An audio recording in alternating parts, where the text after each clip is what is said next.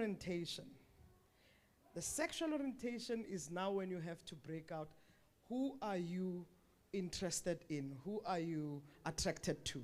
And you have different types of sexual orientation, which is heterosexual is those who are attracted to opposite sex. Homosexual, it's those attracted to same sex. You've got bisexual, they are attracted to both sex. It may not mean at the same time, yeah? And then you've got pansexual and so forth. And that is important. And then sexual practice is what you do with your body parts. We leave it. It's the actual acts. But why I'm taking a step back is often that when we ever define LGBTI and when we want to understand LGBTI, we assume it's something else. And people are defined within this whole spectrum of sexuality. Now, LGBTI, in defining it, it's an acronym. And it's an acronym that represents a mix of population that identifies as L for lesbian, G for gay, B for bisexual, T for transgender, I for intersex, or queer person. And this is a population which is mixed from, whether you're talking from, it's continuously a community that is not represented by one, but a mix of population. And I appreciate the definition. Beverly, let me go to you as well, in terms of the different, and also by defining it from biology to gender, how I identify female, to now also how you, sexual orientation, who are you attracted to? First with your pronouns, but then also how do you respond to society that still views the queer community as saying, actually, a child cannot be born gay or lesbian.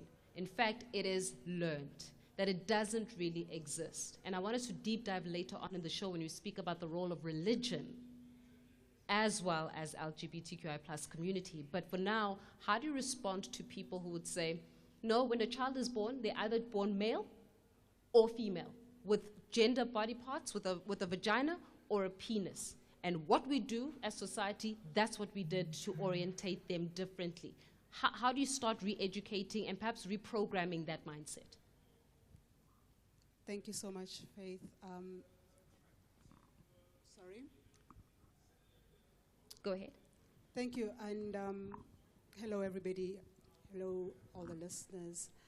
My pronouns are she, they, he. I don't care. I really don't.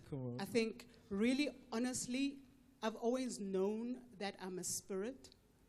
I've always known that God is a spirit, that there is no gender, that gender is a construct that we arrived here on earth in order to separate and control. I am neither of those things.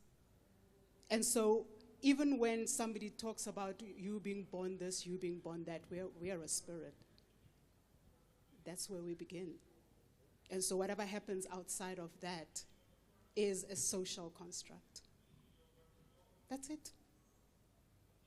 It's a very interesting one, and I'm gonna stay with you on this one as well. Would say, okay, I hear that you say that we are spirits. That we can never take away. Hence why mind, body, spirit, or mind, body, soul. Then what is the purpose of our genitalia? It's to do what it needs to do. We were born onto this earth. Steve has already explained that. As in, the biology is who we are, and this is the construct we are here on this earth. Everything else is something that is defined by human beings. And that definition has had a lot of harm in so many different ways.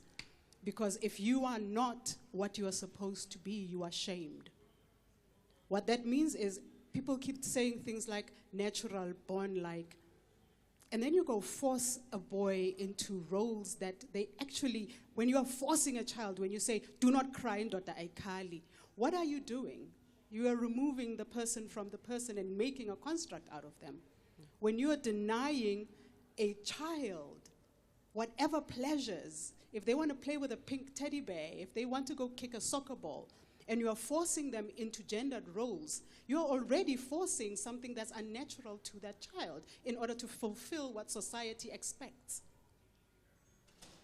And so that's because what you have I not mean by seen them as a spirit first. because you're not seeing the person in their Gotcha. totality. Gotcha. A Yeah. human being in their totality is Yeah. more than a sum total of their genitalia.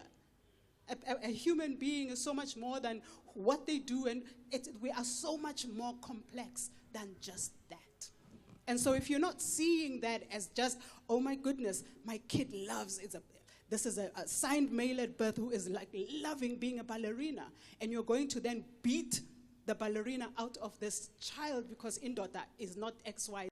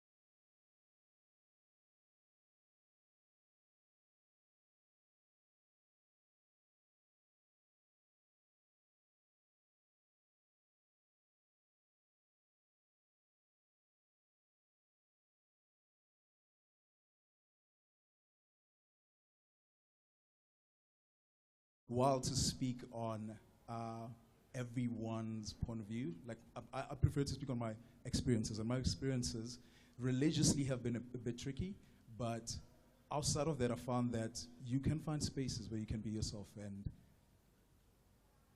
and no one really cares about the fact that you're queer or not. Yeah. You can find spaces where you can be yourself. Ms. Padi, how are we faring in terms of home?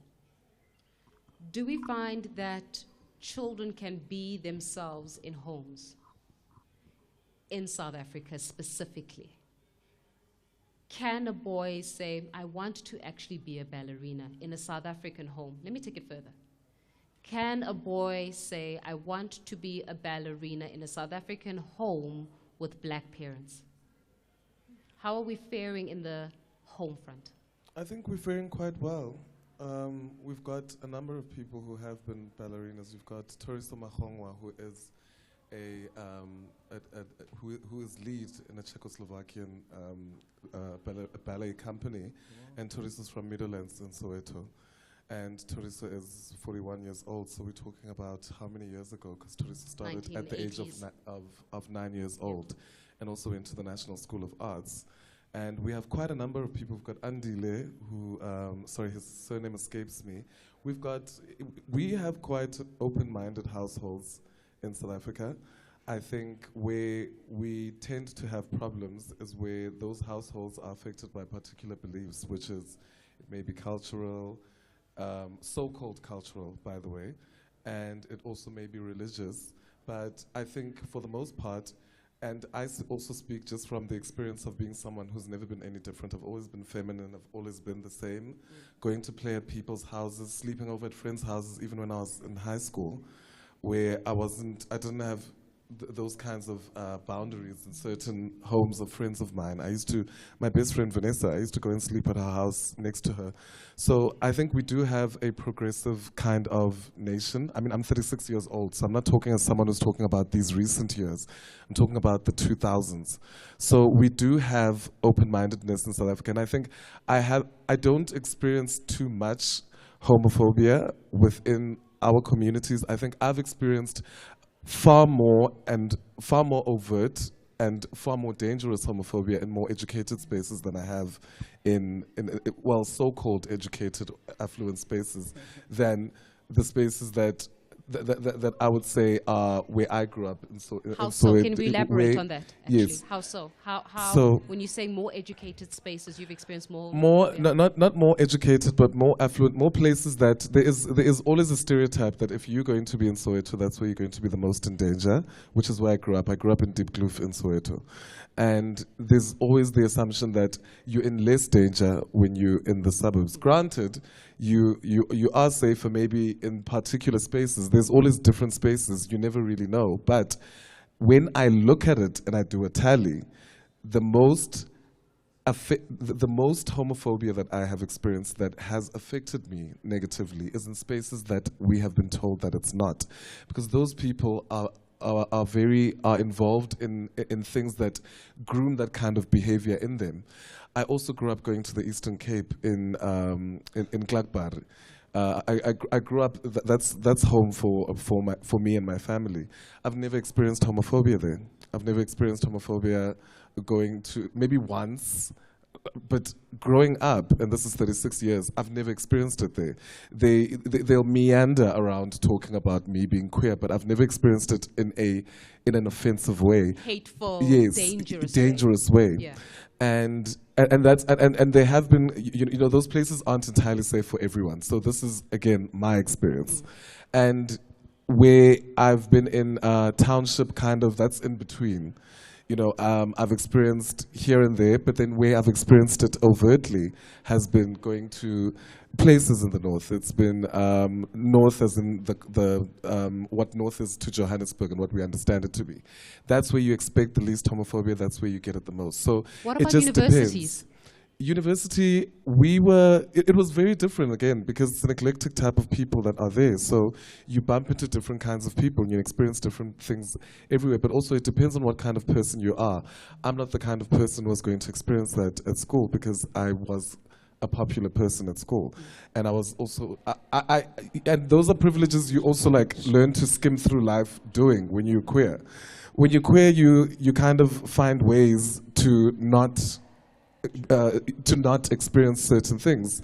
So I was a very good dancer and I used that to my advantage. I was very popular, so I wasn't going to get bullied because I had a reputation that you know, people like me, and it was cool. But there were a lot of people who were experiencing university very differently to what I experienced it. So again, there are certain privileges that I know because of certain factors in my life, but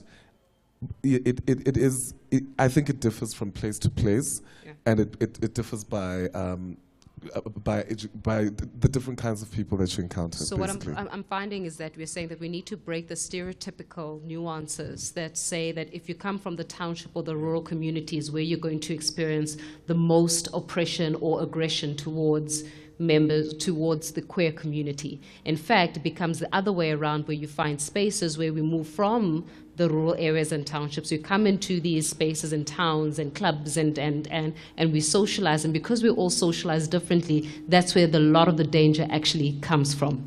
And the communities that we thought that were perhaps more oppressive actually become more open, and those that we think are more open become then more oppressive. I get you. But yeah, let me move to you. And let's start off with your pronoun. She, her. Yes, she, her. Okay. And you are a transgender woman. Yes. Okay.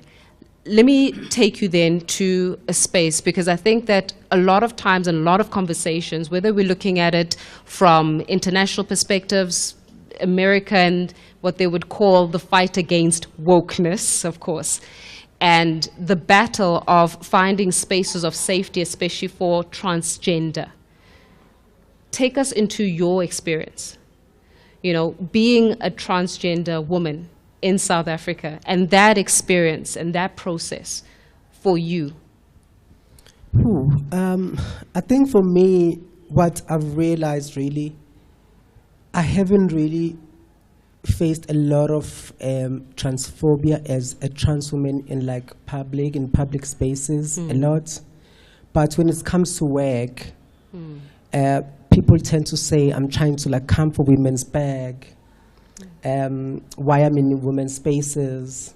And these are people that we say are so-called educated, woke, and who are supposed to be understanding, who are supposed to be educated, who says these things.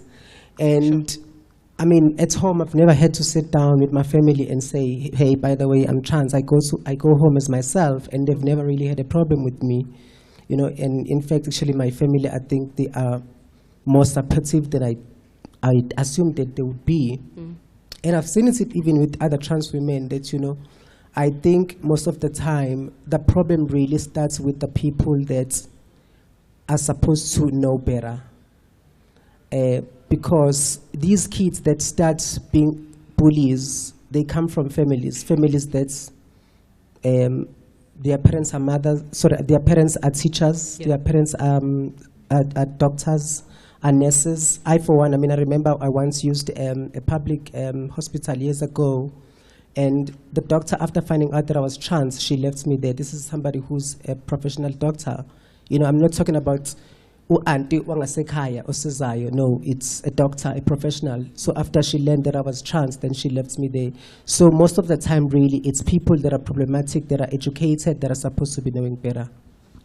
And I want to also go into every time we have conversations of this nature, I often think of a 13-year-old or a 12-year-old who is still asking questions in terms of how is this message reaching them, and are we creating spaces of safety so that these kinds of difficult conversations will be held by them. It is one of those conversations that we're going to be having for the next 2 hours, and we're going to go even deeper than this. So I do implore you, if you've got voice notes, or if you would like to add into our conversation as well, give us a call, drop us a voice note, and we'll be sure to share that as well. And can I just appeal, and I think I said this a little bit earlier on as well, if you are a parent of, let's say, a queer child, or you're a parent of a child and a child is starting to have questions about themselves, they're starting to have questions around identity and around how, and sexualization and the like, and you don't know how to approach the subject matter.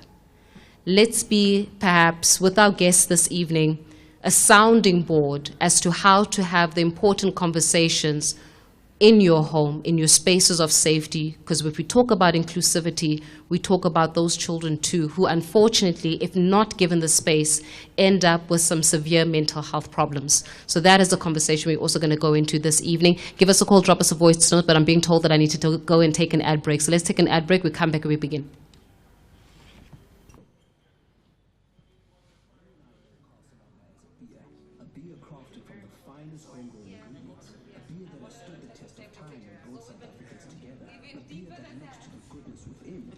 Goodness around us. Beer uses the very same grains we need to make cassava to make a bread that brings us together to face the next challenge and is helping to fuel a nation as it moves forward. Cassava is not just a beer, it's so much more. Visit cassava.co.za/bread. Enjoy responsibly, not for persons under the age of 18. Get ready to save big with ShopRite Extra Savings, bringing you instant cash savings on over 1,000 deals. Like a 1 kg carton of Ultra Milk Custard for only $26.99. And a jumbo pack of Huggies Dry Comfort or value pack of Huggies Gold Nappies or pads for a low $189.99 each. Offers valid until 7 July 2024. Make savings simple with extra savings. Only at ShopRite. Lower prices you can trust. Always. Good. The youth of 2024. I follow you too, bro.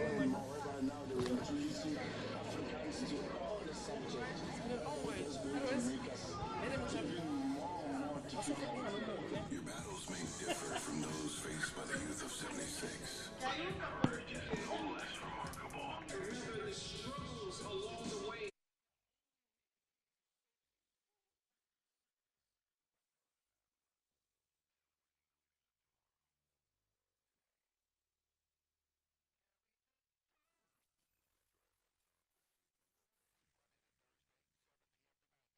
It's 42 minutes after 7 o'clock on this awful Thursday evening. Of course, the conversation continues as we're looking at how do we build a truly inclusive society, especially where the LGBTQIA plus community is concerned. And when we're talking about inclusivity, we're going to go into inclusivity in the financial sector. We're going to go into economic inclusivity. We're going to speak about societal inclusivity. We're going to speak about political inclusivity. And we're going to be looking also at religious inclusivity as well. So there's a lot that we're going to be touching on this evening. And as I said, I make a special appeal. If you are a parent and you are a parent of a child who is starting to question and you don't know how to even approach this question and the different questions that they may have, please give us a call, drop us a voice note, and let's see how we can facilitate that for you. I am no expert, and that's why we definitely decided to bring the experts this evening so that we can shed light into the subject matter. Maybe you are a teenager. You know, as I said, my heart always goes out to young people when it comes to this one, because teenagers need safe spaces. I remember there was a time when I was reading an article about how a teacher was calling a child a very derogatory term to refer to them as queer, and that child ended up committing suicide. I'm not talking about things that don't exist. I'm talking about things that are happening that we read about on a daily basis, but if we do not address them acutely, they're going to continue to persist. And maybe, Steve, let me bring you here, because there's a huge difference between policy and implementation. There's a difference between policy and practice. So though we may have legislation that protects the rights of minority groups, we may not have the emotional intelligence to uphold the policies. And if, as we're building on from what Olut was saying about how we don't necessarily find discrimination and stigma in perhaps more rural communities or in the township as much as you would perhaps in the cities and in the more, in inverted commas, affluent area, that means the gap between policy and practice is quite large. So where are we getting it wrong? Yeah, no, thanks. I think we must applaud South Africa for the steps it has taken. We have over 15 pieces of legislations over time that were fought for. You know, for integration in affirming our own constitutionality. Now, you are right to say there's a difference between policy and having it there and implementing it. And it takes really a lot to get the implementation of policies in place. And people are actually fending for themselves to demand implementation. But I want to correct the narrative that violence, stigma, and discrimination happens predominantly in urban areas, because that's not what research is telling us. I mean, we've spent quite a lot of years focusing on what exactly is happening. And South Africa is quite a unique country. Violence against LGBTI persons happens everywhere, everywhere. Rural, township, peri-urban, even in the urban communities. And we need to diagnose this right or characterize it right. Because violence is not just happening out just in a vacuum. There's certain things, and we're going to have to go back to what social construction did, because where you have toxic masculinity, where you have patriarchy, where you have domination of one gender over the other, where we have constructed how a woman should look like, how a man should look like, which you are finding everywhere, by the way, even in the rural areas where there's domination of one sex over the other. A woman must submit, a woman must cook, a woman must. Now, a woman did not say, I won't do all of those things. A woman has always said, by the way, we are equal partners. I am also able to drive a car and so forth. The equality context of gender balances have been one that has been over centuries questioned. And that gender inequalities have perpetuated patriarchy and violence and oppression of women. Now, when you then contextualize this, because when you say now LGBTI persons are stigmatized and discriminated, you are finding it because you are not only just discriminated. Steve is not only just discriminated because she's a lesbian woman. There's an intersectional lens to it, that she's a woman. And hence, when you actually look at a lot of cases that are reported, men who violate lesbian women, they would say, I will teach you how to be a real woman. I'm fixing you. I'm fixing you. Yeah. So that curative, that correctiveness, we are correcting the gender context of what men think is correct to be a woman. Secondly, the intersectional context, and this is why when you look at violence against LGBTI people, it's not characterized by one piece over the other. There's quite a lot of issue. Class, race. Why are we saying a lot of black LGBTI people are attacked? Black people have been oppressed for such a long time. So we need to characterize these challenges. When Yaya was saying that the issue of workplace, when Ms. Patti was saying the issue of school, and then you deepen the issues of why is young or why is LGBTI people in school being violated? Why do we have 20% of LGBTI people in universities, in TVET colleges committing suicide?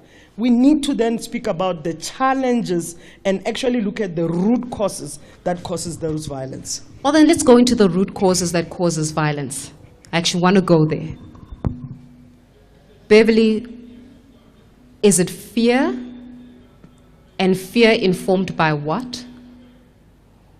Or is it just pure evil, for lack of a better term? But what actually causes, because until violence is the symptom, it's the cough that you get, but there's a reason why we've got the sickness. Why do we have that sickness? What causes it? I think there's a lot of misinformation, a lot of ignorance. And this is perpetuated by the fact that we are really, when you look at our visibility in media, when you look at where we appear and how we appear in spaces, how we are depicted, it's very interesting for me, who works in the media space, who's been a media practitioner since I was 9 years old and only knows what I'm talking about. How is it that we still see so few of us on screen depicted as not just somebody's handbag, not just the girl's best friend, not just somebody who is there for a party, but full human beings. So if we don't see ourselves on our screens, and we are not seen as full human beings on our screens, we continue to be other. And otherness brings about all kinds of irrational behavior from people who half the time, I think I've said this and I'll be saying it again, have no rational reason. When I was attacked numerous times when I was coming out in my teens, and I'm very grateful, I think always said it, my community, Kolando West in Soweto, every single moment I think about this, I'm thankful, because my community protected me. And how they protected me and why they protected me is because they saw me as a human being before anything else. And that also began from my own home. I was affirmed at home. I was affirmed at home. I was a human child, and my interests were looked at, were seen. I want you to be able to expound on that, but I'm also being signaled to go to an ad break. I'm going to come back. We're going to continue with this after the break. I wasn't going to stop.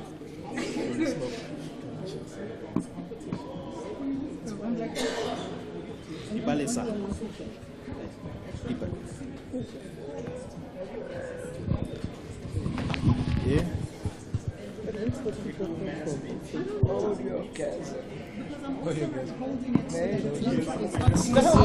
Minus 6. Sharp. I listened there. What's the mic? I was trying, actually. I'm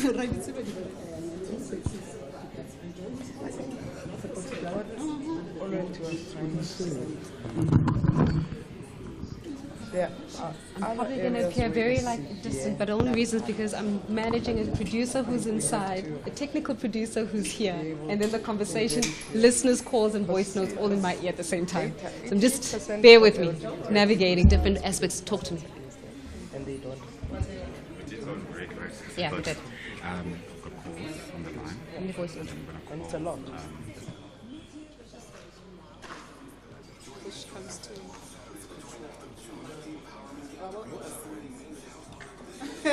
But why do you think so? Why do you think people don't report it? Oh, generally South Africa is a very, it's a very violent country. Violence thrives in this country. And with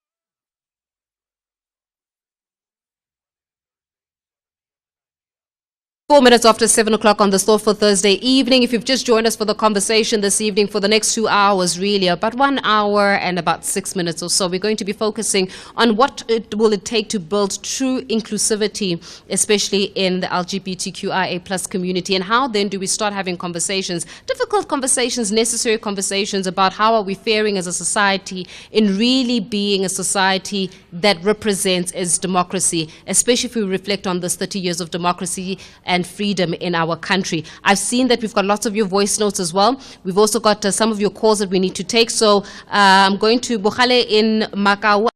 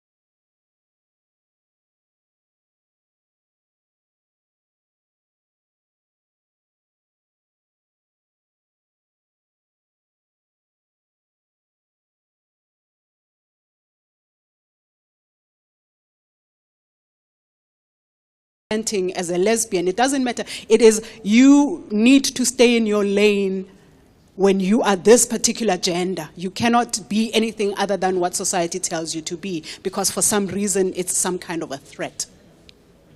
And we exist, we are here in our fullness without being a threat to anyone's existence. And yet we are a threat to others' existence from some space that we don't even understand. When you say it's not in your culture, whose culture exactly? Which culture? The one before or after colonization? What are you talking about? Religion, which one? How? Which God is the God of hate? Which God is that? I don't serve that God. So who's that? So there's a lot that's irrational.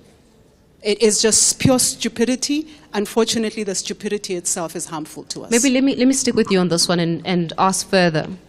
The expression of homophobia, and maybe we can all add into it, all of you panelists. The expression of homophobia and the hate that you speak of, does it come predominantly from men or women, or men and women? Do men find you equally as a threat as women?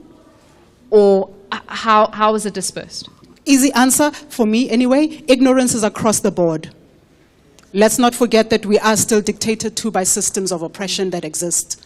And Steve mentioned it. The system of patriarchy demands that we act and be in a particular way. The system of capitalism demands that we act and be in a particular way. There's all these different systems. Sexism demands that we be a particular way. And the minute you get out of those norms, you are threatening systems. And so you will have the irrational and the stupid that think that they are correcting something or trying to do something. It doesn't make any sense. We exist, we will always exist. We've always been here, we will continue to be here. I've got lots of voice notes, I've got lots of calls to take. Let me start off with 3 voice notes, and then I'm going to go straight to the phone lines and take Bogale in Macau first. My name is Taxi in Joburg. I just want to find out from your guest what they say about someone like Dave Chappelle, who mock them and at the same time who make joke about them. And also, I just want to find out, where is Dr. Love? Where is Dr. Love? He's a gay doctor and so on, medical doctor. Thank you very much. Jackie.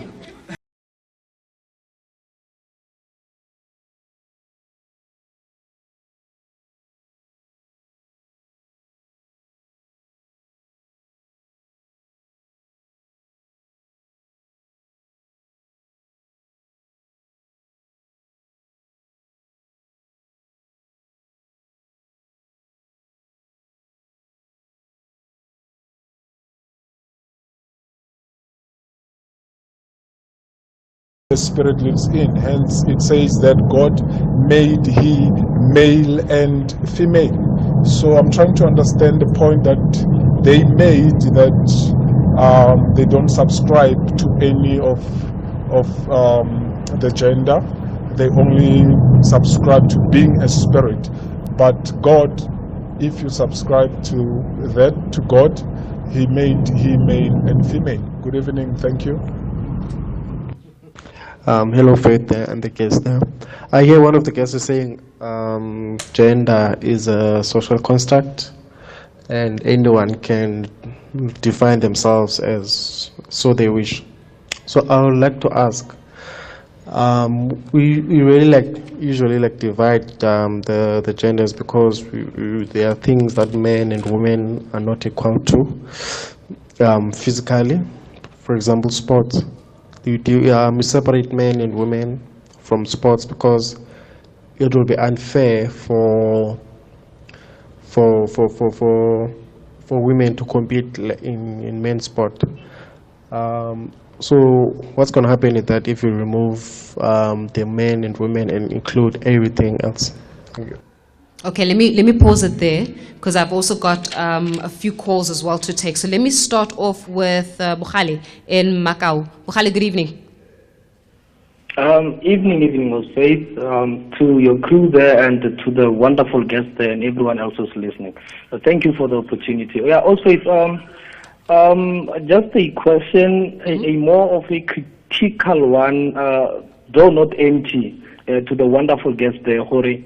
As much as we are exploring this non-binary era, do they reckon that they play a role in society in the context of the natural intention or expectation of us as a people to procreate? Because as much as we have people who make deliberate choices to not make babies, they do not elicit as much criticism as them.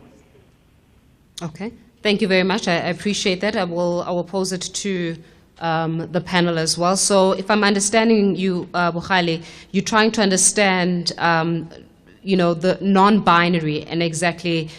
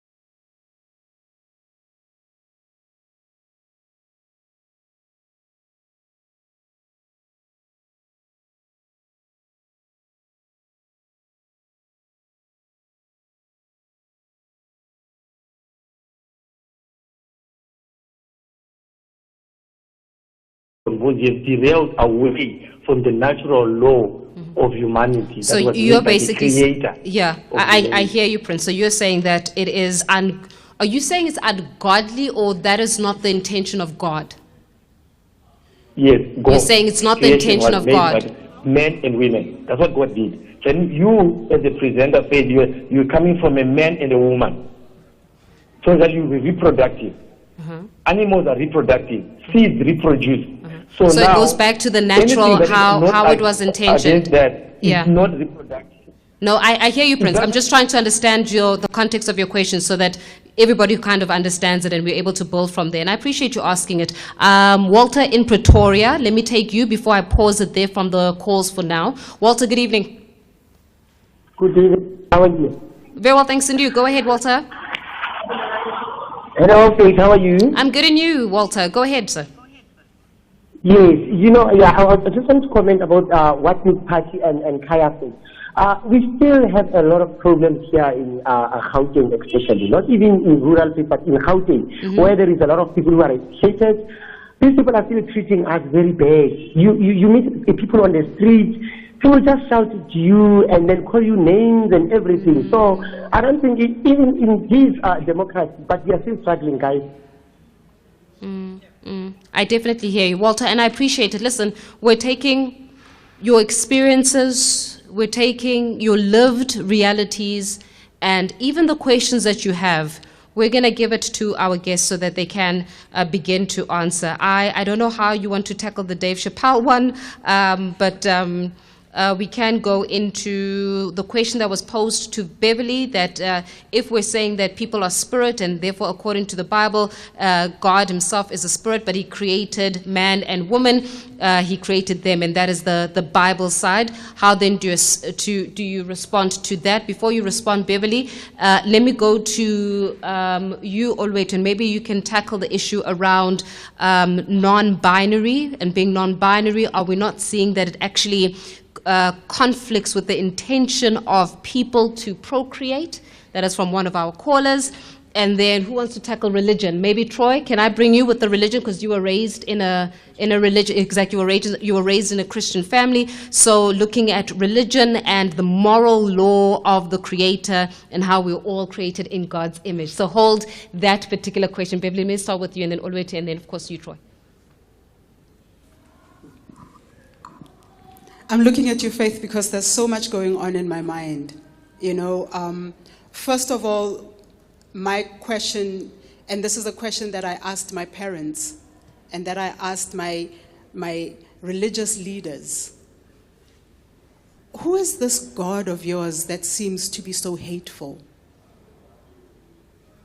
How is a deity that's supposed to be the be-all and end-all of absolutely everything reduced to such petty human feelings? Who did that? When did that happen? How did that happen? And I ask these questions because I know how I am here on earth. I exist. I did not create myself. I had a high school principal who would bring me to her office every other day and say, but Bev, God does not make mistakes. And while I think she thought that it was, you know, I will take that negatively or see that as a negative, I actually got her. I was like, absolutely, God does not make mistakes. The God that put me on this earth does not make mistakes. And if you're going to believe some kind of idea of this book that has come with these people that came across the ocean and come and told us who we are supposed to be. My great-great-grandmother, who was in her 90s when I was in my teens, is the one who actually really affirmed me and said to me, "Yazi abantu abafana nawe kudala sibazi. We've always had people like you." Until these people came with their Bible and told that you should not exist. And she went on to quote, her name was Nkunu Mantatisi, and Mantatisi was named after Nkunu Mantatisi of the Basotho, who was herself queer. But no, we erase all these stories that happened pre-Bible so that we can now bring this Bible so that it can bash us and tell us about some hateful God who hates our existence. I am sorry, I do not subscribe to that God. I will not subscribe to that God. And so I will not answer you about this petty little God of yours.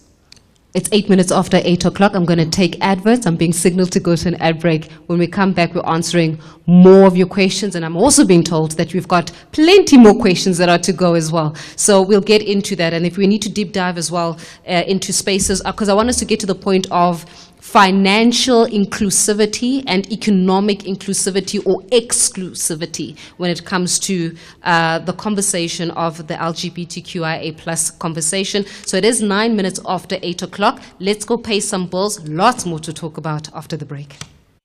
Metro FM, it's where you want to be. Get to Checkers Liquor Shop and save extra on your game day drink selection. Get 750ml Jameson Triple Distilled Irish Whiskey for $349.99. Save 50 Rand. Valid until 7 July. Not for persons under the age of 18. Drink responsibly. Seize the chance to win your share of 2.5 million Rand every month with Spinner Song Get prize drops. Stake 2 Rand or more on selected pragmatic play games every Monday, Tuesday and Thursday between 8:30 and 10:30 p.m. Hollywood Bet. Take a spin with us. T's and C's apply. Hollywood Sportsbook is a licensed betting operator. Hollywood Bet supports responsible gambling. No persons under the age of 18 years are permitted to gamble. Winners know when to stop. South African Responsible Gambling Foundation toll-free counseling line 0800 006 008 or WhatsApp help to 076 675 0710.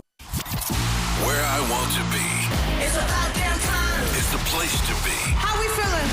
Turn up the music. At the convergence of the melody and rhythm and the voice and the people who can hear it, love it, dance to it and rejoice. Where the beat is the message and the message upbeat. Where ignorance is erased and information sets the pace. Where ambition is the mission, the destination, inspiration. And the fuel in the tank is pure unleaded perspiration. Cause this is where we meet. On the corner of here we are and where we want to be. Metro FM. It's where you want to be.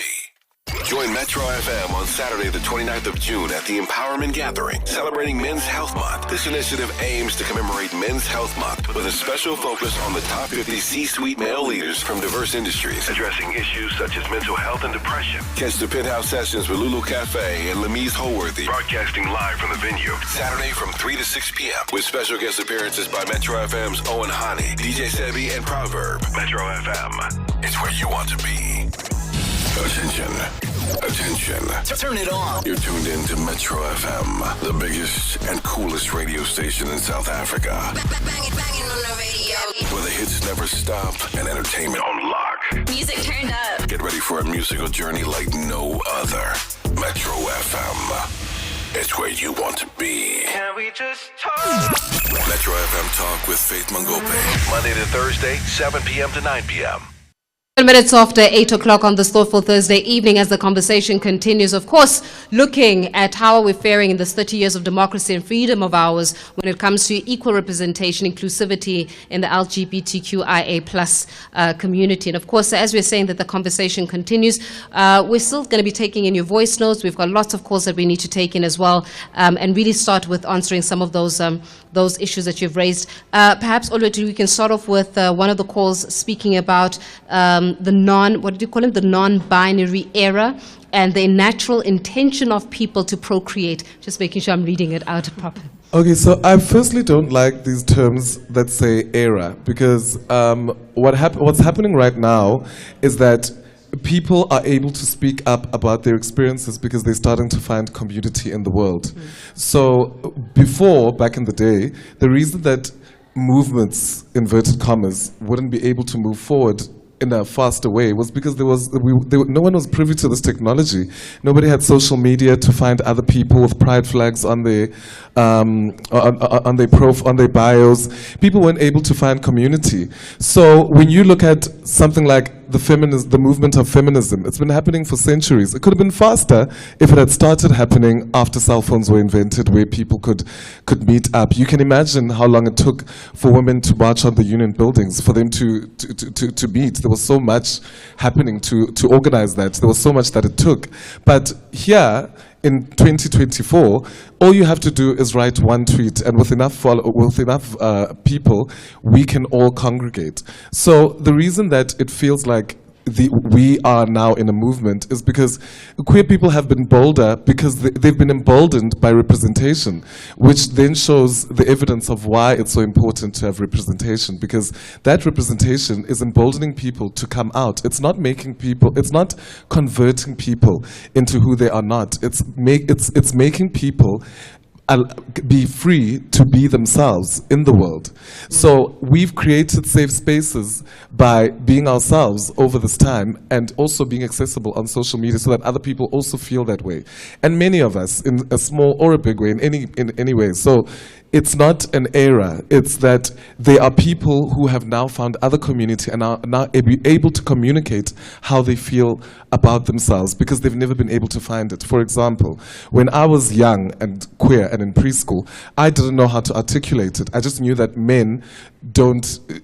boys don't like other boys. So I wouldn't say it out loud because I had the common sense at the time, comment also being inverted, and that I didn't say it out loud until I saw on TV what it meant, started to understand, then I could say it to a friend and say, this is how I feel about how I feel. So that is again humanizing it, and instead of looking at humanizing our identities, instead of looking at them as things that just happened. It's not a pair of RR jeans. It's not going to stay behind, you know. So to that, then I can answer the non-binary question. Is that non-binary is an identity, and I just think that we have defined this at the beginning. So I think if you please Google that.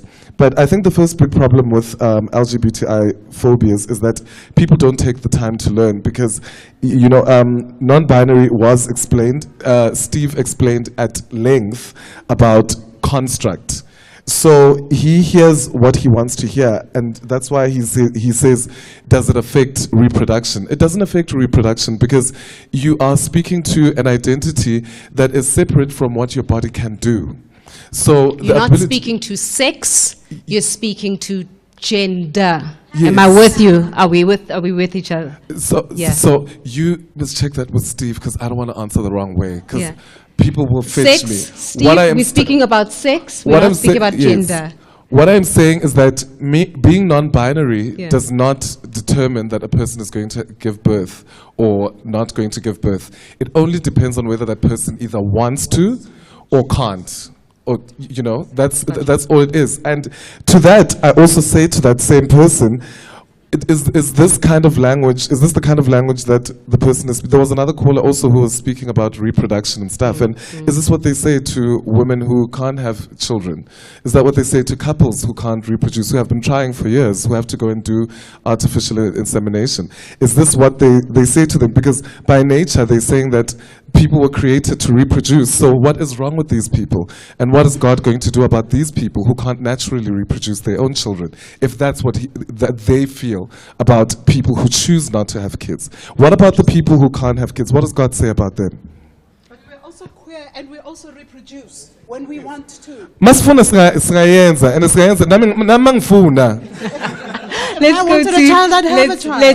to you as well, Troy, because I also want you to answer the question around religion, because you grew up in a very Christian home. Yes, I do. Yeah.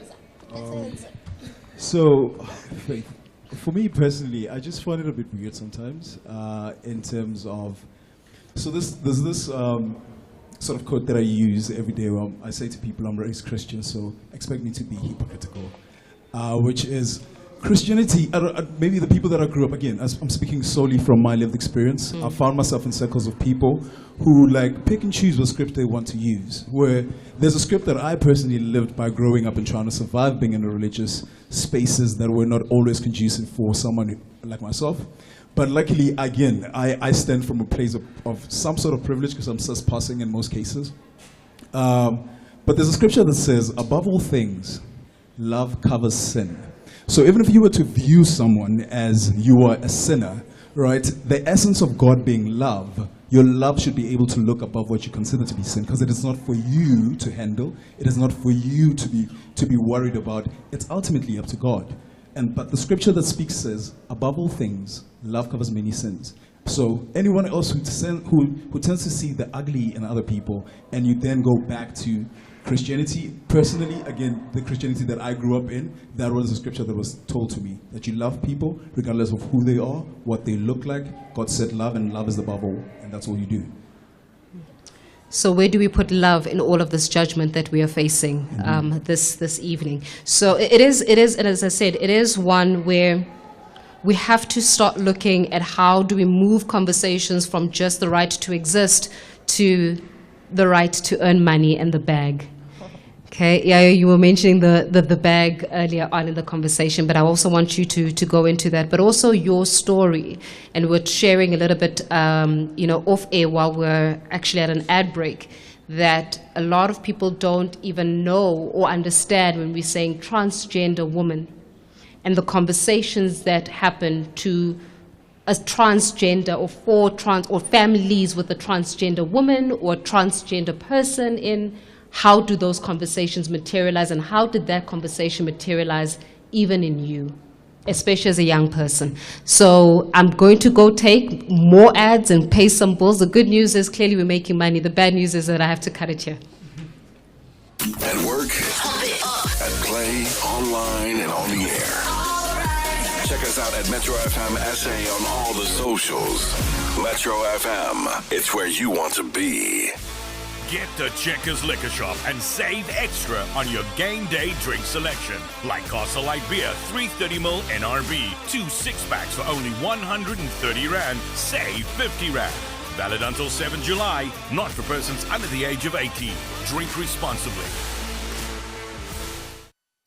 The new Galaxy A series celebrates those who only do awesome. Like surfing your favorite social media or chilling by the pool with a device that is water and dust resistant. Get it now for 349 Rand per month for 36 months on the new MTN Yellow Core, with data to use whenever you want and minutes to call any network. T's and C's apply. Visit an MTN store or mtn.co.za now. Switch to simple. MTN. Metro FM is committed to a code of conduct as outlined by the Broadcasting Complaints Commissioner of South Africa. Under the code, we are committed to giving news that is accurate, comment that is fair, and programming that is not harmful, does not amount to hate speech or violence or explicit sex. If you believe that our programming is not being adhered to, you have the right to be heard. Direct any complaint in writing to the Broadcasting Complaints Commissioner of South Africa to BCCSA, P.O. Box 412365, Craig Hall 2024, or send an email to bccsa@nabsa.co.za. For more information, please visit bccsa.co.za. The youth of 2024. They say you have no direction. We're all together, man. That you're nothing like the young heroes of 76. You stay strong and you stay firm and stop having something to believe in. At Metro FM, we disagree. Because when we look at you, we see people driven to succeed. They didn't struggle just because. They struggle so we can be where we're at and to be able to have opportunities. Motivated to make a change. We see the leaders of tomorrow. There should be a month where we celebrate amazing leaders that fought for freedom for everybody. So here's to you, fighting a different struggle. Your own struggles. With the same determination. Metro FM. Celebrating the leaders of tomorrow. Today. Can we just talk? Metro FM Talk with Faith Mangope. Monday to Thursday, 7 p.m. to 9 p.m. Minutes after 8 o'clock, of course, the conversation continues. Do join us. So we've got phone calls, we've got voice notes, we've got, individuals who want to contribute as well, and our guests as well who are going to be contributing. Our panelists are going to be contributing to this conversation, and it's going to get, and it is definitely has been an interesting one. Perhaps, as I was saying before we went into an ad break, how does that conversation begin when you're a transgender woman? Because it starts with you being a child, right? And from what I understand, and you'll be able to educate me further, transgender woman, you were born, assigned the role, thank you very much. You were assigned the gender of boy. Is that, am I getting it right? So, I come from a family of love, respect, and a lot of love. And I find that when that is not there, that's when then a problem starts. because then people start want to have authority over other people's lives. And at home, nobody really feels like they have authority over my life. I need to answer to them on anything. Like I said earlier, I've never had to sit with anyone at home and say, hey, by the way, I'm trans. And the first time they knew of me as not a straight person was from the outside world. You know, my grandmother gave me a call and said, hey, by the way, I heard that you were on the newspaper wearing a dress. And when I went home, that conversation did not even take place. I was not brought to book to say, you need to answer, why did you do this? Why did you put us to shame in many things? Because why? They respect me at home, and also they don't have authority over my life. And when now I'm openly trans, and again, because the first time at the time I was identifying as a gay boy. I had not known that they were actually trans women. Mind you, when I was growing up, I did not have television, I did not have newspaper. The only medium of news that we really had was radio, which is your sister radio station. That was the only radio station that we listened to at the time. And I then go back to when people say we are influenced because of what we read, of what we see. I didn't see any trans person when I was growing up. I didn't see a gay boy when I was growing up. And in actual fact, I would hear from kids at school to say, hey, you know, and they would say those derogatory words, you know. And I was confused. You know, I'd go back home and say, this is what they are saying. And, you know, politely at home, they will tell me this is what they mean. But not once have they ever said, don't be. And I think it's so important that, you know, families, it starts with parents to say, my child, you need to do better. You need to respect other people. You need to make sure that when you go out there, you see everybody as a human being, not as a boy, not as a girl, but you're seeing a human being.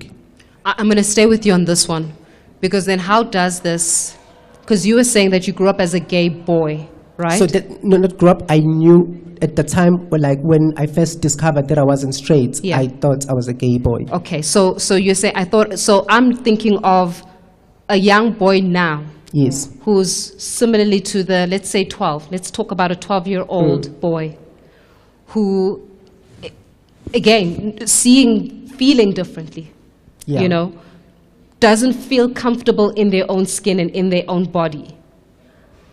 How do they find the language to even communicate that? Because if you don't even know how to communicate it to yourself, how are you going to communicate it to your parents? I think with me, I'll also let Tammy to take that, but you know, to me, I think I have a huge problem with coming out and telling people this is who am I. It's okay for you to come out and be, yeah. But the moment I now have to go out to the world and say, hey, by the way, I'm Yaya, I'm a transgender woman, I have a problem because who am I saying this to and why? And most of the time we say these things because there are questions that are going around to say, who are you? You are not like us. Why are you acting like this? And this is oftentimes people go out and say, I feel the need to actually tell the world this is who am I. Tammy, let me go to you as well, because you are our panelists. But of course, you are enjoying the conversation, I can imagine, and obviously wanting to add to it as well. It is a society that, as we began the show, that has got the policy but does not have, perhaps, or that is trying to learn how to implement the policies that we have. And sometimes we fall short of it. As we can even hear with our callers, there are many questions around that particularly. How then do we start having conversations that would make a person who feels as though I don't know what this is all about, or a religious person say, but God said this is incorrect? How do we then start standing in our truth, but also understanding the context of where this country comes from? Where do we start? But I'll pick up from Yaya's comment now, and I think Steve earlier on tried to touch on it as I was driving here. But education is a big factor. So here we are today on the 7th of June at Metro FM, and we are afforded the opportunity to sit here and engage and to unpack these things. But they only happen, once or twice a year. So education is important, but education costs money, right? Yeah. And I'm throwing forward into your conversation. Yeah. Education costs money. Yeah. Let's use an example like you guys, the broadcaster, public broadcaster, whose responsibility is it doesn't only lie within us as queer people. It lives within SABC Education that's got a clear mandate on talking about issues of inclusivity and budgeting for those kinds of things. So when you don't budget and find ways to implement that education within the programs that are within the broadcaster, then what you're doing is there's zero budget, and zero budget equals homophobia. So a lot of us, and I hate to say it, but actually not sorry. A lot of us do this thing of saying, where do we start? It's not like our grassroots, organizations don't do this work. We are on the ground on a daily basis. It's also because people are selective. They choose where they want to go and what information to pick up and what they want to learn. And then they'll come and make these phone calls on your show because it's convenient for them and to push their agenda. But all of this education is happening everywhere, right? So how do you start teaching people? It's at home, Yaya speaks about their home experience and that it was never spoken about, but it doesn't mean that they didn't learn anything, It doesn't mean that it didn't come out, because I think that sometimes we must not be shy of talking about our own lived experiences. It might be the grandmother who affirmed, and that's the choice that we made, but there was an uncle who was uncomfortable, or there was a cousin or anybody else that we needed to educate, right? I also want us to actually find a way of owning what we think we have done as queer people as a form of bravery, and pushing this education to now allowing you guys and inviting you guys into a space where you learn. It's not how do we teach, it's what do you want to learn and how are you prepared to learn. Because we're doing the work. So we must pose the question to the community that is, in inverted commas, somewhat wanting to learn, or we're being ostracized, or we're being bullied and there's homophobia, into how would you like to learn? Because we've been teaching. For the longest of time, we've been teaching. But are you listening to the teachings? It is that. It becomes, we're teaching, but are we listening to the teachings that have been given? And listening and how you're responding and how you're playing your part. I like that. Dumi, let me also go to you. I mean, you've been observing this conversation as well, in terms of how then do we start getting practical? Because to build from what Tammy was saying. Hang on. I just also wanted to say, again, the same thing. Sorry to cut you there, Faith. But so the education was there, and it just, because you were talking about like being a child, and I'm like, there's all these, the 12-year-old, you asked a question about, I'm here, I'm young, and I only know of me being a gay boy at this age because there's no language around it. Today there is language around it, but how do people access it? And that's a question that you guys must solve as a broadcaster, that we are solving on the ground when we have people who actually are exposed to our platforms, right?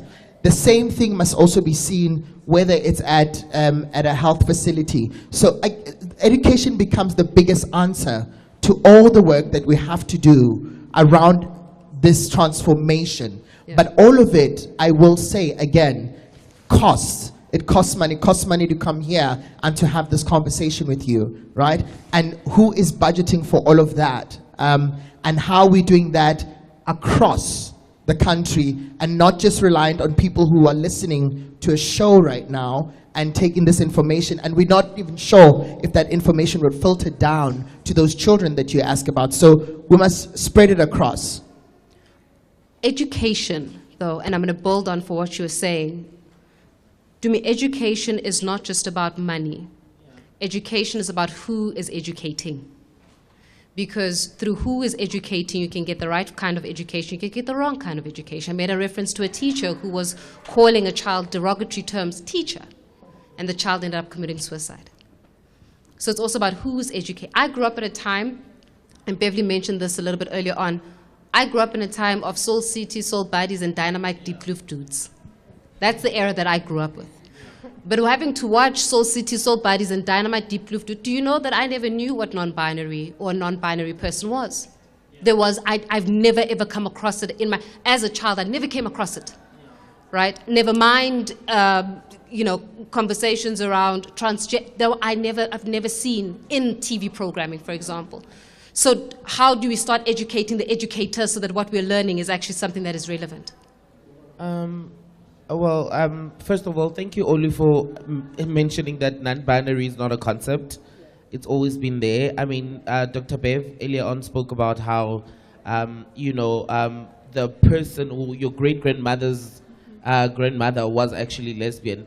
And I think it's an issue of, because of the privileges that Troy was speaking about earlier on, it then doesn't filter to certain people, and that's why we're marginalized. I'll give you an example. When I was in high school, I literally was in an LO class and a book that had homosexuality, but the teacher was a Christian and skipped that part. So do you understand what that does to me as a queer identifying person at that time? So I think, education at home. I wanted to track back, actually, because you asked about violence, to say what causes the violence. And I think we don't speak a lot about how a lot of people don't reckon with personal healing as in their own personal life healings. And that is why it's only easy to impart that to other people. And the other people that are going to be imparted on is people who are marginalized. And that's a fact. As a trans woman, I'm the last person to receive, or I receive the least check in a campaign. But because I fight and I know what I deserve, or I know what I want the next trans woman, and we speak a lot about it. Yaya was saying earlier on that, why do you also have to now explain that I'm this, I'm trans, I'm this? And I also wanted to track back as well to speak about privilege, to say, why should it be a privilege for me to say I'm privileged for my family to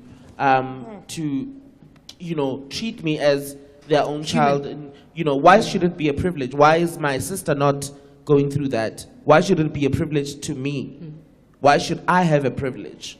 Why is it not, I'm very special, but I mean, my sister is also special, So I think... So it questions the human, am I human first to you? So I think it also comes from that, but there's so many layers and so many layers in terms of education. I feel like I'm rambling, but there's so many layers in terms of education that we are not being honest about, where the grassroots are. Like, if I didn't learn that in LO, and I had to learn about a trans woman when I was 21, when I had it in my LO book, that is unfair to me. And I can only imagine, because I've been out of the high school education system a long time ago. I'm in my 30s. I can only imagine what then happens to a child that's in the rural areas at this moment. What is it that they're learning? And that's why Olu was saying earlier on that it's important to have social media has actually made it easier. And I always say this all the time, that I hope that a queer kid or a queer person or a trans person finds my account on time, because what that then does is that it's easier to reference. I remember my first message that I sent to EcoMash years ago, because I felt that I can relate. I felt that you look like me, And now there's so many references. There's TikTok, there's Instagram, there's Facebook. Besides what Tammy had just mentioned, that, in the grander scheme of things, like the broadcaster not doing it. I mean, it's been Pride Month the entire June. We're only having a conversation. It's Pride, but we're only having a conversation today on the last day or the second last day of June, So how important is it to the people that actually have the access to educate? I want to speak about access. I want to speak about how access translates, and I want to dwell in on that, how access translates to money. Because ultimately, if there's no money, then we might as well wrap it up and go home. So we're going to have a conversation about money. I do know that I'm also being signaled on one other end that we've got potentially another spot break very soon, but I can take about 2 voice notes in the meantime. I've got plenty of voice notes. Can I squeeze in 2 voice notes? And then we're going to go take a break. We're going to come back, and then we're going to speak about money. I also know that Zita in Germiston, Sianda in Sosha, you're also waiting for your moment to also speak to us this evening, so we're going to make sure that you have that moment as well. Good evening, Faith. I'm in Joburg East. I'm going to be anonymous tonight. I was born male, and as I was growing up, I realized that I never felt nothing for women. So I was given the hormones of a woman. I feel everything that women goes through. I've never loved a woman like to date or to be in sexual activities with them. I always loved men. So by the look of things, it's not a choice, because if it was a choice, it was something that I was going to change. I tried. Even my father was against the way I am, but he ended up accepting what I am, because they even told me that I was playing with dolls as a kid. I was never doing what other young boys were doing. And so this thing, we were born males, but we were given the hormones of a woman. So it's something that we can't change. So let's accept each other and love each other. I'm happy in my own skin. I'm even taking hormones to be a proper transgender. So guys, let's love each other. As well, as a straight guy, it's hard to have these kind of conversations sometimes without the fear of offending people. A person was claiming to me that some gay people are homosexual because of events that happened in their childhood, traumatic events. I was like, no, you do find kids who are gay when they are young, and nothing had happened to them, so what do you say about that? And the person was like, how do you know that a person is gay when they're young? How can you tell? And then I paused and I thought, am I actually being homophobic or what? So it's like landmine topics that you can't have as a straight guy, because you might do something that you don't know that you're doing. That's a very interesting one. Okay, I have to go to pay more bills. I'm going to come back and I'm going to take Zita Sianda and go back to our guests to answer some more questions. Metro FM, it's where you want to be. Pay bills, girl. Toast. Being present. Quench the sparkle of life. Pour into each other. Connect. Be here now. I love you guys. Celebrate the moment. Taste liquid luxury. Indulge in our range of brutal fruit spritzer. Enjoy responsibly, not for persons under the age of 18. Oh, Lamajita. Medical male circumcision is quick, safe, and free. It reduces your risk of HIV and STIs. And, I'm proof that the ladies love it. Book by sending a call back to 082-808-6152. You can also find us on Facebook. Look for Right to Care South Africa. Here's that number again, 082-808-6152. Do the right thing. Yenza kahle. Hey yo, turn the beat up a little bit. Get ready for a radio revolution that transcends boundaries and elevates your senses. From chart toppers to timeless classics, we got it all. This is more than radio. This is Metro FM. We define the pulse of your musical journey. Don't just listen. Immerse yourself in the ultimate audio experience. My flow, where the beat never fades and the entertainment never ends. Started like this, son. Turn it up and let the magic unfold. Metro FM. It's where you want to be.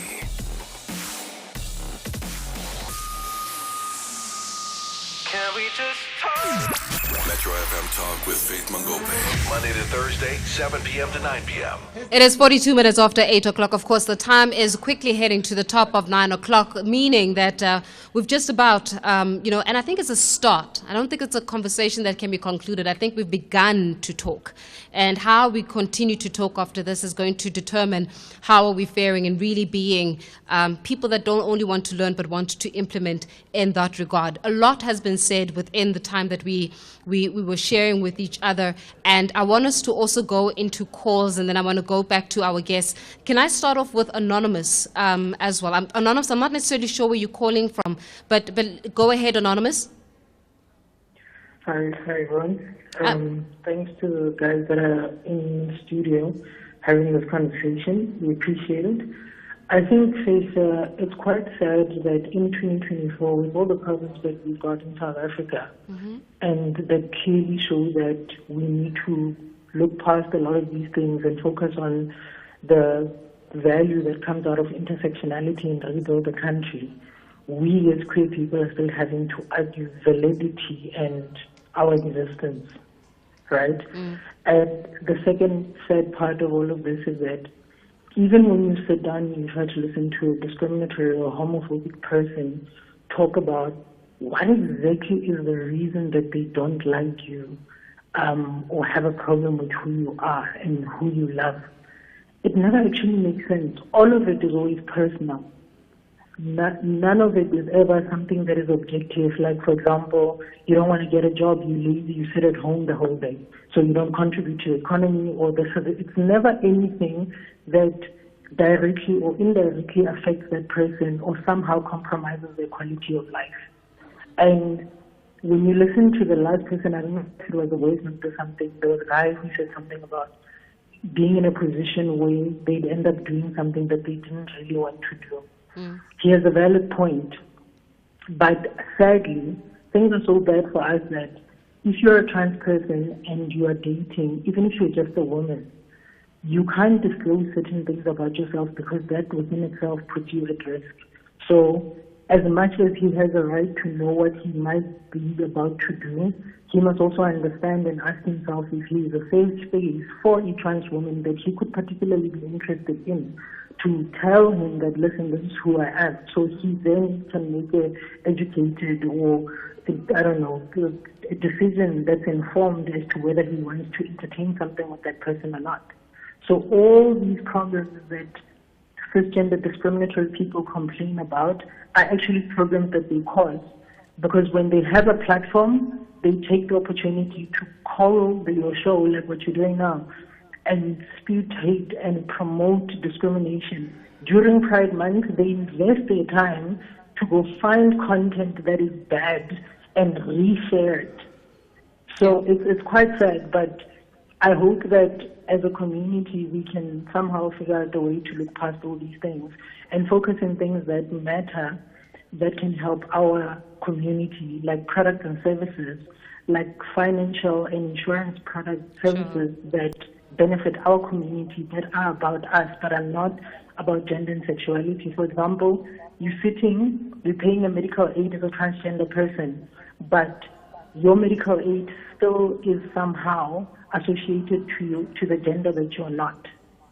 And when you then have to access medical services, like maybe wanting to transition or do other things, you're forced to sit in a ward that you shouldn't sit in and you're not safe.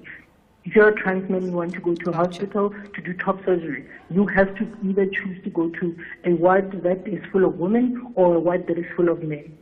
Got you. I got you, Anonymous. So many things that are important that you could be focusing on than this. Anonymous, So I really hear hope you that- loud and clear. I'm just also looking at the time, and I do appreciate the commentary that you said. And I actually want to build from what you were saying, especially that last part in terms of financial services and financial inclusivity and the like, and services and goods as well. So let's talk about money. And Steve, let's talk about the rands and cents here. We often speak about equal pay, and we speak about the gender pay gap. We speak about, the equal representation of all people in workplaces, in spaces of power, in spaces of influence, in spaces of politics. Do we have that? We are very far. Some spaces we do, in a level because people fight for it. Once you claim the space, you potentially will occupy that space. But that space does not come naturally in other areas. Sectors vary. Whether you're talking what's happening in the private sector, what's happening in the public sector, and so forth, sectors do vary. But one thing that we need to realize this, LGBTI persons have got a 200 billion buying power here. We're not talking just any other economy. We're talking here in South Africa, and we're talking about a percentage to our GDP that we must understand. But LGBTI are the most vulnerable when it comes to accessing those financial muscle and resources. So it's then a particular cohort that has access to that buying power. Now, why I'm saying this extreme exclusivity, I think Tumi highlighted it, Yaya highlighted it to say, we find trans person being the last people to receive the paycheck, and that paycheck is not equal. We are very far as a country for equal pay, even just amongst men and women ordinarily, but also when it comes to LGBTI people, because we have actually, Bev said it, systematically excluded, we have devalued humanity in a way that even when LGBTI person comes qualified, experienced, we still put them last. And that system of oppression is still perpetuated in opening up those spaces. So that many spaces are exclusive, but there are opportunities that exist in the country, in different sectors, where we are coming out in our numbers, we are occupying those spaces, but we need to make sure that we create those opportunities and we bring others with us. I also want us to go into, I'm definitely going to go into also our visitors as well this evening, but around representation. Beverly was speaking earlier on about representation in mainstream media. Do we see people who are queer represented in media, and they are not the girl's best friend, and it's not of a certain stereotype where it's a character where you are the flamboyant person who's the girl's best friend, and do we see representation of, and how far are we from a gay president or a president in the LGBTQIA plus community? We're seeing mayors, we're seeing people in NEC positions, but are we ready to have that conversation, and what does that conversation look like at that level? It is 10 minutes to 9 o'clock. I'm going to take another ad break. When we come back, we're going to speak some more. Metro FM, it's where you want to be. In South Africa, every 63 seconds, a woman is a victim of gender-based violence. Is this the time to come home? Babe, it's only 9. I said, is this the time to come home? Huh? It's time to stop the clock. Baby, I'm so sorry. I need help. Take the Champions for Change course at noexcusesa.com to learn how. Hollywood Bets gifts you multiple mystery parcels filled with super surprises every Wednesday and Sunday evening. Bet 2 rand or more on selected Playtech slot games and stand a chance to win up to 1 million rand in cash weekly. T's and C's apply. Hollywood Sportsbook is a licensed betting operator. Hollywood Bet supports responsible gambling. No persons under the age of 18 years are permitted to gamble. Winners know when to stop. South African Responsible Gambling Foundation toll-free counselling line 0800 006 008 or WhatsApp help to 076 675 0710. Best mornings.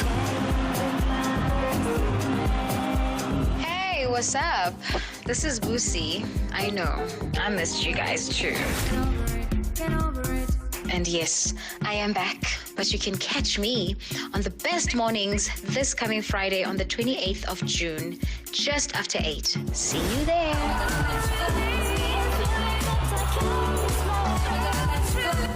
Best mornings with Sammy, Candace, Zandile, and Owen.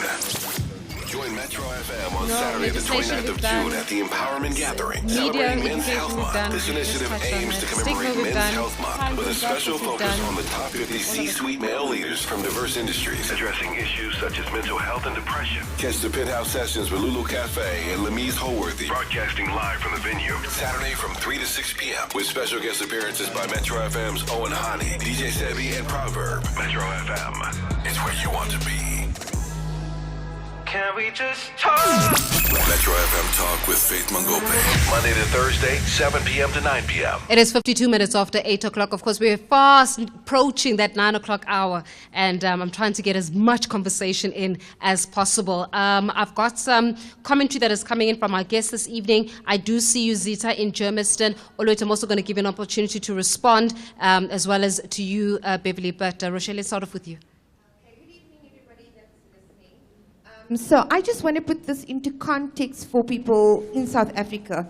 The fact is, we need to have the conversation about the fact that LGBTI people were criminalized in our country. We were made illegal. We were made by law and policy, legislated our existence in erasure and made us criminals. In the same way that black people were oppressed through those apartheid laws, LGBTI people under the Immorality Act could not exist. So going forward, that's the point that we need to move from. It's not like, well, then you use the Bible as another tool to also add to this erasure, right? But there's two verses in that whole Bible that actually speak to LGBTI issues if we're serious about it. And this is what people have chosen to lead with. So my question is, who does it serve to erase LGBTI people? Because we're all around here. This entire room is queer right now. Queer, good-looking professionals who execute jobs and are vocal in their communities, right? So who are we raising? But I do want to speak to this question about money as well. And when we talk about these things, and what I wanted to bring about, what I said about apartheid was retribution needs to happen in relation to queer people's lives, right? When we speak about retribution for black people, we need to speak about retribution for queer LGBTI people as well. When you've been oppressed and erased, there need to be mechanisms of empowerment, there need to be mechanisms in place to ensure that you reach a level of equity and equality. I'm going to speak about jobs in this sense that systemically and administratively, we are excluded from the get-go. Even in filling in an application form, that Z83 form from government says F and M. There's no measure of inclusion for intersex persons. There's no measure of inclusion for non-binary or gender non-conforming individuals at all. Trans individuals suffer because their documentation doesn't reflect who they are when you meet them in person. And if they want to change their gender marker or their sex descriptor and their name, they have to go on Homophobia and they have to be on hormones. Now you're medicalizing people and you're not giving them a choice about their own bodily autonomy. So systemically, we have to look at ways of inclusion in an administrative point of view as well, right? How are we making workplaces inclusive from the get-go? LGBTI people are not something new, and we don't need to come out anymore. We're at the point now where we need access to services, safety, because it's our constitutional right. And we were oppressed through apartheid law that oppressed so many other people in this Rochelle, I definitely hear you. I've got 4 minutes, and I want everybody to have an opportunity. Please pass the microphone on to your right hand side. Hi, everyone. Morena here. I think the idea is to understand, first of all, to the young LGBTQI people out there, you just have to make peace with the people's ignorance. Don't try appease them. Don't try make them understand. The idea of teaching people about your existence shouldn't matter. What you can learn from history is that the people that have space are the people that take it. You've got to take the power. You've got to take the space. You just have to go through it, but take your power. No one's going to give it to you. And to particularly the Christians, and I stress the educated Christians, because we've got a problem of people who've have engaged in a level of critical thinking, but just choose to die on the hill of ignorance. History has taught us that you can't erase people. You can't erase people. And it goes back down to this, the axis of power. Ask me why Dave Chappelle never makes jokes about Jewish people, because he understands the axis of power. He understands that should he do that it affects him negatively. But because he sees this, he sees LGBTQI people as a place that he can play at, he doesn't want to learn a lesson when people say that's you've gone way too far. So to people, particularly young people who are in the LGBTQI, and also old people who are realizing themselves now, take up space. You exist, that's all that matters. Take up the power where you need to be, claim it, fight for it, take it. Don't ask for it, don't explain, don't teach. When black people took power in South Africa, the white people who knew that it would be in their best interest to learn didn't ask, teach me about you. They went out of their way to go learn. So LGBTI people of all ages, just take power. I like that. Olwet, let me come to you. Okay, I'm going to keep it very short. Mainly for me is that media needs to start showing LGBTQIA people existing normally. SA stories love to be all these coming out stories, and that also breeds shock. Talking about us as something that's shocking creates, it also makes them be shocked. So we need representation where a person is just a judge who goes home and kisses another man when he gets home. And it mustn't be made a fuss on the TV. That's how you teach other people also how to be. That's what happened with... Is that what we're doing when we're saying we are othering? Yes, we're othering. Now. And you know, like a conversation like this, for the rest of the month, I wish I had seen more queer people who have, LGBTI people who do a lot of other jobs. Bev and I are two of the top directors in the country, and we could have been interviewed in Pride Month, and there's so many more. And there's more people who need to know that people like us exist. Representation is not only for LGBTQI people to see themselves, it's also for people to see that we exist in as much as they encounter us in their daily lives. Much appreciated, Bev.